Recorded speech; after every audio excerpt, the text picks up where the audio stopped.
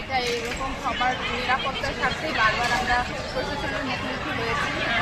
আপনারা যদি আমাদের ছাত্রদের মনোনীত যে প্যানেলটা আছে সেটা যদি প্রেসক্রিপশন একটু দেখেন তাহলে আমরা কিন্তু প্রতিবারই বলছিলাম যে আমরা এটার বিপক্ষে অবস্থান করছি এবং যারা আসলে এগুলো কাজ করছে তাদেরকে চিহ্নিত করে প্রশাসনের একটা এর মধ্যে দায়িত্বশীল জায়গা থেকে প্রশাসনকে বারবার অবগত করছিলাম, কিন্তু আলটিমেটলি আসলে সেরকম কোনো অনুভব আমরা দেখতে পাইনি। গত 6 মাসে অসংখ্যবার প্রফেসরের কাছে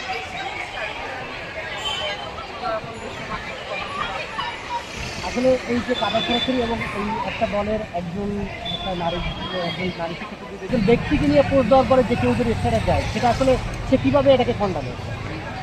হাস্যকর ঘটে যেখানে প্রমাণ আছে সরাসরি মিথ্যা কথাটা বলে নির্বাচনের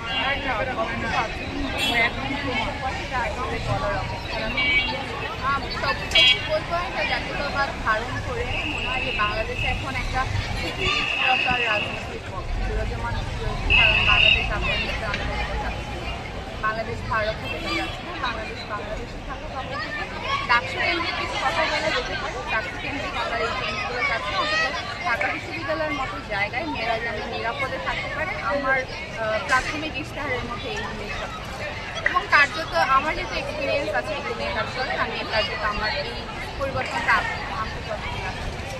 আপনি যেহেতু একটা দলের আসলে আমাদের এটা নারী কেন্দ্রিক এইটা হয়েছে বিষয়টা এরকম না, আমরা ইলেক্টেড হয়ে এসেছি। ফর্চুনেটলি কমনওয়েলথ ক্যাপিটালের বিষয়টা আমার মধ্যে এসেছে।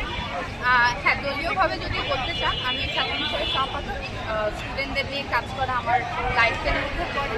দায়িত্বের বাইরেও আমি মহিলা পরিষদ করে এতদিন ধরে এসেছি, শিশু একাডেমি আমি করে এসেছি, প্রজেক্টগুলো কাজ করেছে।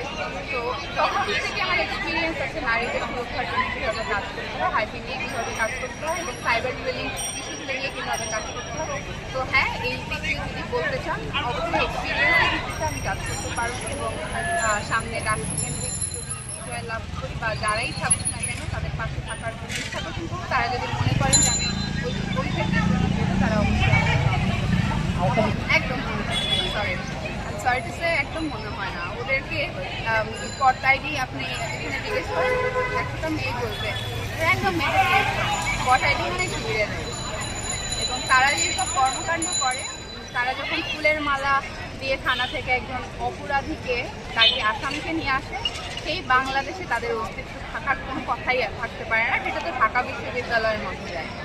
তো আমার কমেন্ট সেকশন আমার প্রাত্যহিক জীবন যখন এরকম বাধাগ্রস্ত হয় আমার ধারণা আমার ঢাকা বিশ্ববিদ্যালয়ের বাকি যারা আমার মতো মেয়েরা আছে যারা শিক্ষার্থীরা আছে তাদের জীবনেরও একই অবস্থা।